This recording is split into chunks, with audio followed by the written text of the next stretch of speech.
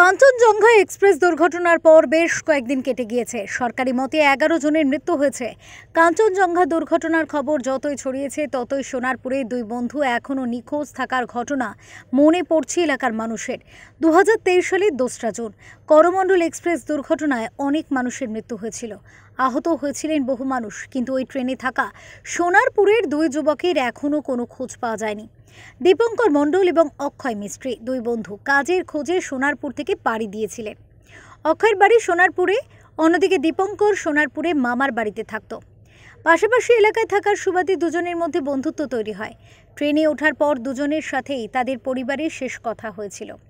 সন্ধ্যার দিকে দুর্ঘটনার খবর পেয়ে দুই পরিবারের লোকেরাই বারবার ফোন করলেও সেই ফোন কেউ রিসিভ করেনি।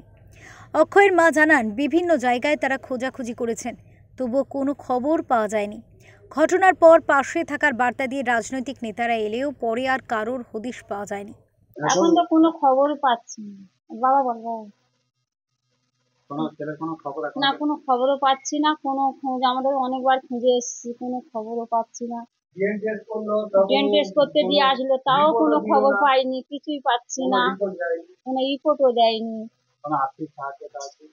কোনো কিছু পাইনি। কাউকে কেউ কিছু আমাদের দেয়নি। আমরা অনেক টাকা পয়সা দেনা পাওনা করে নিয়ে অনেক সন্তান অনেক খোঁজা খুঁজেছি, প্রচুর খুঁজেছি। 6-7 বার, 8 বার, 10 বার গেছি, আমাদের সবার 7 বার গেছে, আমাদের কোনো কিছু খেতে পাইনি। এখনো পর্যন্ত আমরা প্রচুর খবর নিচ্ছি, তাও পাচ্ছি না। এখনো পর্যন্ত দুই পরিবারই ছেলেদের অপেক্ষায় রয়েছে। কাঞ্চনজঙ্ঘা এক্সপ্রেসের দুর্ঘটনার খবরে পুরনো স্মৃতি উস্কে দিয়ে এখনও কাঁদছে দুই পরিবারের লোকজন। দক্ষিণ 24 পরগনা থেকে গোপাল শীলের রিপোর্ট, ওঙ্কার বাংলা।